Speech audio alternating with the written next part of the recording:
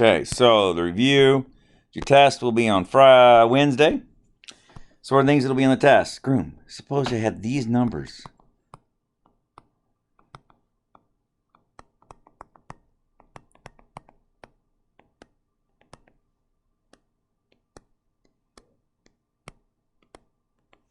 That's hot.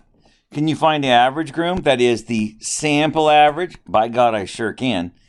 Probably. I mean, at least I think I can. I hope I can. 31 plus 33 plus 34 plus 34 plus 35 plus 36 plus 39. Divide by 1, 2, 3, 4, 5, 6, 7. Divide by 7. And my answer is, well, poop. I'm going to make this a 40. Well, this come out nicer. If that's okay with you, I don't really care. I'm going to do it anyway. Screw it. So 240. Well, it's going to be 243, isn't it? Oops. Wait, what happened? Oh, no. Just a minute. Don't write that down yet. 243 divided by 7 is. Oh, God dang it. You dirty hippie. One moment, please. Idiot. Don't write down yet. Don't write down yet. Well, by God, there it is. All right, now you can write it down. So the sample average is 35. You with me? See, that was easy, huh, Groom? So there's your sample average. What's your mode? Your mode is 4, obviously. What's your median? 1, 2, 3, 4, 5, 6, 7. 1, 2, 3, 4. There's your median, yes? Nice. Okay. Find the standard deviation. Remember, we start off with variance. So it's going to be 31 minus 35. Square plus 33 minus 35. Square 34 minus 35. Square 34 minus 35. Squared plus 0. I'm not going to write that one out. You with me? 35 minus 35 is 0 squared. 36 minus 35 squared. 42 minus 35 squared. Divide by 6. This is 4. 4 squared is 16. 2 squared is 4. 1 squared is 1 plus 1 plus 0 plus 1 plus 49 divided by 6. 20, 21, 22, 23, 72 divided by 6 is 12. And so the standard deviation is the square root of 12, which is 3.4-ish or something. 3.4. Oops. Nope. 0.46. This is the standard deviation of the sample. This is the, nope, try again. This is the variance of the sample, or the variation, right? It's the variance, but it describes the variation of the sample. Remember, we always divide by 1 less than there is. For right now, you just memorize it and go with it, okay? That's that easy, okay? Piece of cake. Room. If I said to you, what does z-score mean? A z-score is how many standard deviations above or below the mean a value is, yes? So if I told you the mean was 60 and the standard deviation, remember this is of the population. This is of the population was 3. Then if you scored a 70 minus 60 over 3 is 3.333333. Your z-score is that, meaning you are 3 1/3 standard deviations above the mean. Now, why do we do this? Well, a couple of reasons. One, I would like to compare people from disparate groups that have different standard deviations and averages, and compare and see which one is better relative to their own group, right? We call this a standardization, okay? How many deviations are you away? What were we talking about? Pounds, ounces, IQ points? Doesn't matter. We're going to standardize it. This might be pounds, pounds, pounds, but when it's all said and done, what do we got? Standard deviation. You with me? And if it was this guy, and this was dogs, so 65 dogs minus 37 dogs over 18 dogs. When you divide that out, 65 minus 37 is 28. 28 divided by 18 is, oops, wait, stop, escape. Oh, stop it. 28 divided by 18 is, this person is 1.5 standard deviations. Again, above the mean. Had this been 20, this would have been negative 0.9 or something, whatever. I just pulled that out of my butt, so don't quote me on that. 17/18. Negative 17 divided by 18 is negative 0.94 standard deviations below the mean. Again, we're standardizing it because it doesn't matter what you're talking about. We're talking about standard deviations. Okay, and so if we could use this for a couple different things. Number one, the empirical rule, which we just did yesterday. If you said, hey, and we said that this guy, that this distribution has a mean of 300, standard deviation of 20, okay, then what percent is greater than 320? You would be like, well, 320 minus 300 divided by 20 gives me a z-score of 1. That's exciting. Here's 0. Here's 1. I want to be out here. Now, Groom, how do I figure that out? Okay, again, this what we did today. So, with when 1 deviation, that's 68%, yes? And from the middle over is 50%. And from this is 34%. You're in there, right? So that means from here over must be 16%. So we can use z-scores when it comes to that sort of thing. We can also talk about this turtle.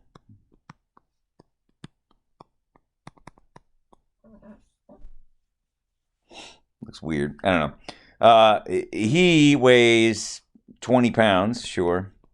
And he comes from a group of turtles that has an average weight of 18.1 and a standard deviation of 3. And this other fella, it's a different kind of turtle, obviously a bigger one. Little tongue hanging out. Awesome, good for him. Okay, there he is. He's a bigger turtle. This sucker weighs 45 pounds. But he is from a group of turtles that weigh, on average, 37 pounds. And the standard deviation for these turtles is 6.5 pounds. So who does better? Who's bigger relative to their class? Or another way of saying that, who has a higher relative position? So 20 minus 18 over 3. And so if I did that, 1820 minus 18.1 is that. That's not right. Try again. Try again. Divided by 3. So 0.63-ish. 0.63. Positive? Well, of course, because of the math, but also this is bigger than the average. This fella, 45 minus 37 divided by 6.5.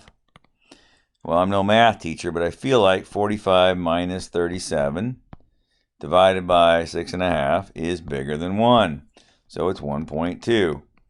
Who has the better relative position? It's the one to the furthest to the right. You with me? So it's the furthest to the right.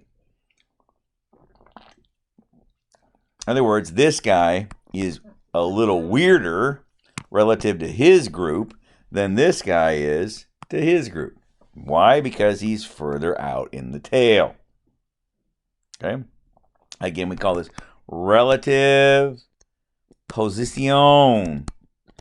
If they were from the same group of turtles, the American snapping turtle, if they were all from the American snapping turtle family, Then this guy, Bob, weighs 45 pounds, and this guy, Fred, weighs 20. Bob's bigger. Duh. But this guy is from the African turtle, and this one's from the American turtle. Well, as you can tell, African turtles are freaking twice as big as the American turtle. Yes, on average. They're also a little more variable, yes? You get a fatter one and a scrawnier one, but there they are. So Bob is from Africa, and he, though, stands out. Even relative to his crowd, he stands out. He's clearly bigger than Bob. He's two and a half times bigger than old Fred over there, obviously. But relative to the African turtles, he is 1.2 deviations above the average. Versus old Freddy over here is only 0.63 above the average. Now, of course, if this was different, and it's a smaller turtles, I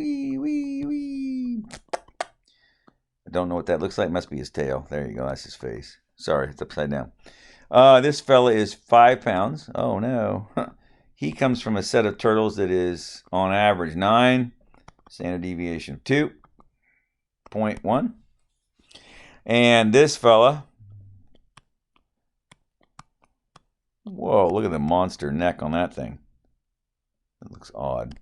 Anywho, this fella, this sucker weighs 500 pounds. It's some kind of Portuguese snapping turtle or something. I don't know. Just made that up. And this fella is 600. Standard deviation of 193. Nice. Who has the better relative position? So 5 minus 9 over 2.1 is, let's find out. So that's negative 4 divided by 2.1. So this fellow's at negative 1.9. He is 1.9 standard deviations below his mean. This fella, so that's negative 100 divided by 93. Boom, negative 1.07. Who's got the better relative position? And a lot of times, people will say this guy, but those people would be wrong. Negative 1, negative 2, negative 3, positive 1, positive 2, positive 3. The better relative position, or the higher relative position, is to the right. This fella is here. Beep. This fella is here. This guy has the better, because they're both scrawny turtles relative to their population. Yes? That's sweet. Okay. Percentiles. Let me pause you for a second. One of the other things we talked about was percentiles, right? So if I say I'm in the 75th percentile, what that means is 75% of the population did worse than me. Okay, or in other words, I'm better than 75% of the population. If you have some numbers,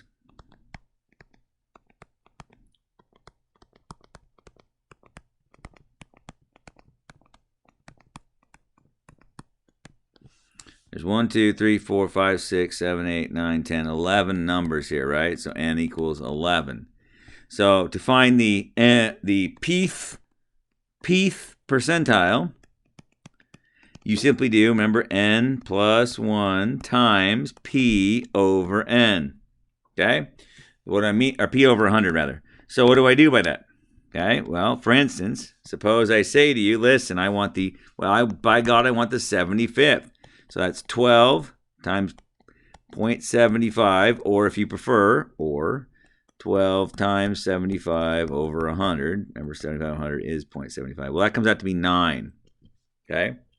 That's the exact 9th term. 1, 2, 3, 4, 5, 6, 7, 8, 9. That fella right there is the 75th percentile. Are you with me? But what if I wanted the 83rd percentile? Okay, remember, this is how we do it. So it's 12 times 83, or 0.83. 12 times 0.83 is the 9.96th place. So the 9th place is 19. So 19 plus 0.96 times the difference. But the difference between those two is a difference of 3. So we're going to take 96% of 3.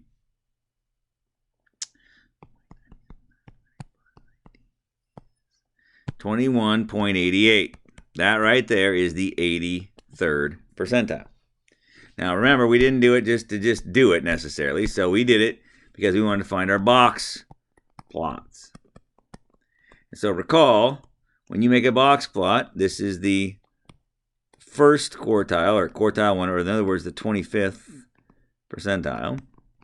This guy is Q3, or the 75th percentile. This is the middle 50% of your distribution, yes? And of course, your median, which is the second quartile, we never say that, it's the median. Remember, that's the 50th percentile. Remember, we're going to connect to the highest one that's not a freak. Okay, so we're going to do this. So if I had some data, I'm going to make up some data that's got some ugly ones in it. 2, 3, 3, 6, 9, 10, 10, 12, 14, 18, 22, 22, 23, 24, 39. Okay. First thing I noticed, that data is really spread out. In my mind, I'm probably not gonna have an outlier. That is, again, this is like walking in Portland. Okay. The other day at the ICE protest, the naked bicyclists rode through. What are they protesting? God knows, but they just ride around Portland buck naked every so often. Yeah, it's awesome. Did anybody blink an eye? Oh, hell no. No, in fact, literally, this is how ridiculous it's become. I was reading a news article today, and there was a little video. And normally they just bleep it out. I mean, they just block it off. It has become so mainstream in Portland, for God's sakes, that here are these doughy weirdos freaking riding by on their skateboards. Oh, that guy there is buck naked on his bicycle. Like, what in the Samuel? Oh, there's a woman with a cape, like Superman behind her, naked as a jaybird. And like, what? And nobody's blinking an eye about it. Okay? Redonkulous. Okay? I didn't say you should go look at it. I'm just saying that's happened. It literally happened. 1, 2, 3, 4, 5, 6, 7, 8, 9, 10, 11, 12, 13, 14, 15, n equals 15. So if it's groom, the middle 1, 2, 3, 4, 5, 6, 7, 8. That fella right there is my median. Again, if you want to do the formula, you can. It'd be 16 times 0.5, which is the 8th term, which is true. We did that. If I wanted 16 times 0.25, that would be the 4th term. That guy right there is Q1. Bam. And if I wanted 16 times 0.75, first of all, it's pretty obvious. It's 1, 2, 3, 4. That guy, right? Because it's symmetric. But it's the 12th term, and that is the 12th term. So if a guy's doing this at him, 5, 10, 15, 20, 25, 30, 35, 40. Okay, so 6 is here. There's 6. And then we're over there at 12. There's 10, 11, 12. And then 22, 15, 20, 22. Whee, there's your box, yes? Nice. Now, how wide is my box? Well, my box is 22 minus 6, which is 16. That's what we call, again, the inner quartile range. But it's the width of the box is all it is, bro. It's the width of the box.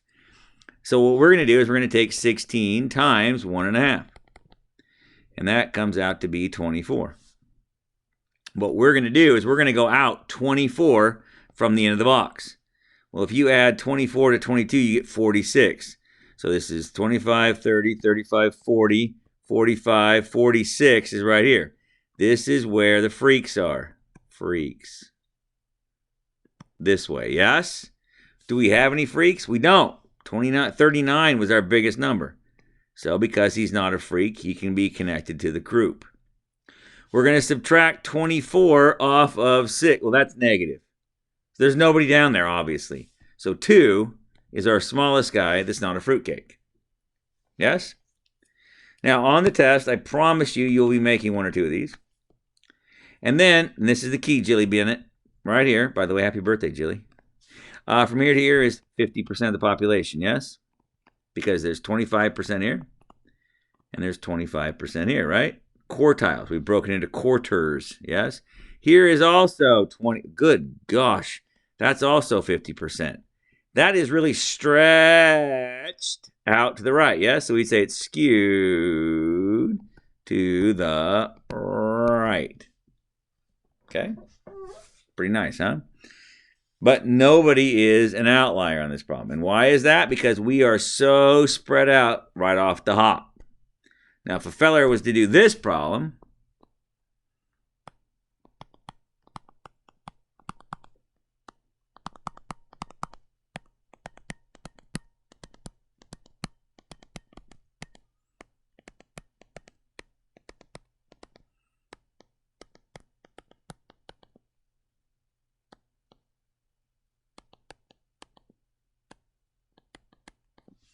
freak,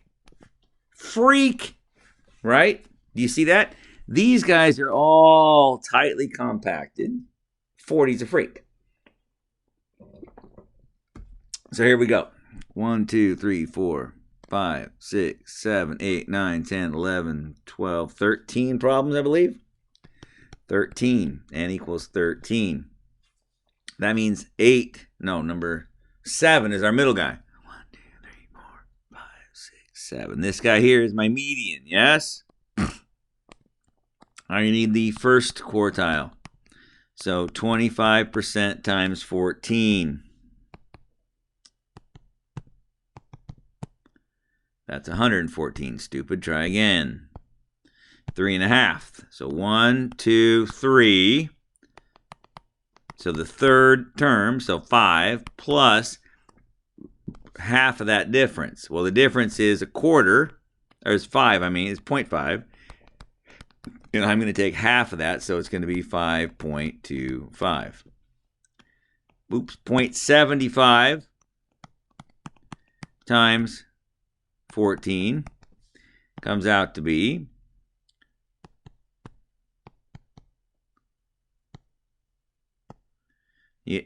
what in the Sam Hill? Comes out to be the 10.5 term. 1, 2, 3, 4, 5, 6, 7, 8, 9, 10. So it comes out to be the 10.5 term, which is 7 plus half of the difference to the next term. Well, half of 0.1 is 0.05. So 7.05. Now, if you're playing along at him, you got 0, you got 5, you got 10, 15, 20, 25, 30, 35, 35, 40, cray. So 5.25, 6.4, 7.05. Look at that box. Look at it. Look how small it is. If you minus those guys, 7.05 minus 5.25, I get 1.8. It is 1.8 from there to there. That is your IQR. Times 1.5.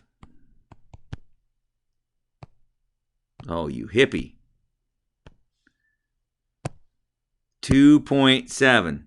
So I'm going to go 7.05 plus 2.7. That's going to give me 9.75. Is there anybody bigger than 9.75? Well, the fruitcake is, so we're just going to make a little spot for him, but we're not going to connect him. So we are going to connect to the next biggest point, which is 7.1. And then we're going to take 5.25 minus 2.7.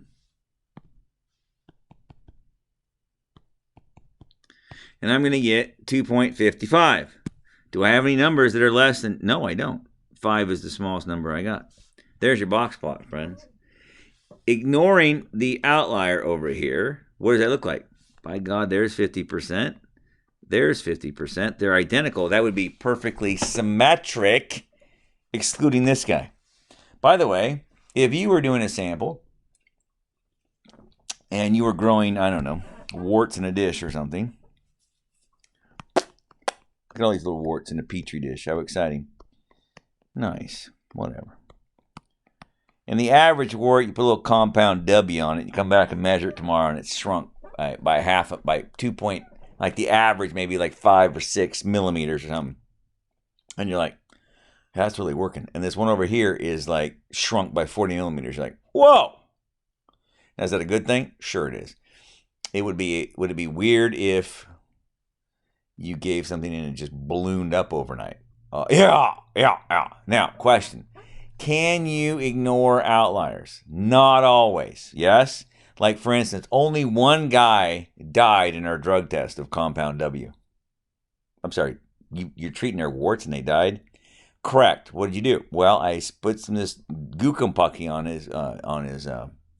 his wart, and by God, the whole wart just jumped up and ate him or something. And you can't go, well, that's an outlier. We're just not going to pay attention. That's a lawsuit is what that is, bro. Sometimes you can throw out outliers. Sometimes, let's say you're measuring and like Vienna doesn't realize that the first foot of the tape measure is missing. And she's measuring all these people and she's measuring all these girls and they're like, oh my God, every girl is like over 6 feet tall. This is so weird. Well, because it doesn't start at 0, you goof. You're starting at 1 foot.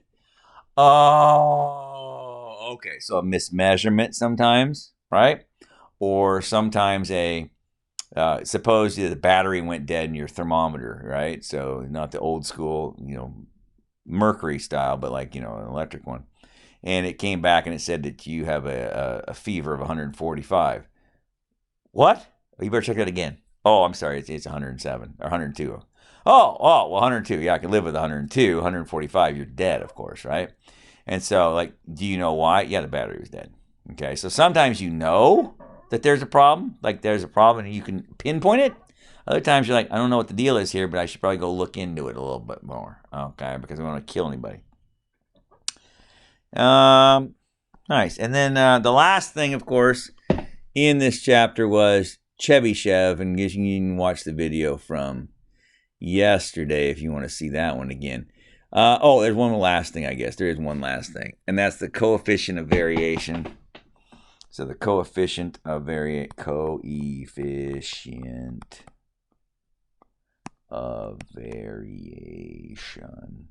Remember, if I tell you that the mean over here is 100 and the standard deviation is 16, in this population the mean is 80, but the standard deviation is 12, who is more variable? Well, the way to do that is to take this guy over this guy times 100%. This guy over this guy times 100%. Okay? So 16 over 100 is 16%. 12 over 80, I can't do it in my head. So 12 divided by 80 is this one. Oh, Dad, blame it. Dad, blame it. This one is 15%. Okay? Who's more variable? This guy's more variable. Okay? He has the bigger standard deviation, but notice relative to his average. Okay? If your average is bigger, you can have a bigger variation or standard deviation and still be less variable. Yes? Because they go together. All right? Not hard. There it is. That's what the test will consist of. Make sure you can do those things. Call me. Don't really call me. Send me an email if you need help. Okay, bye.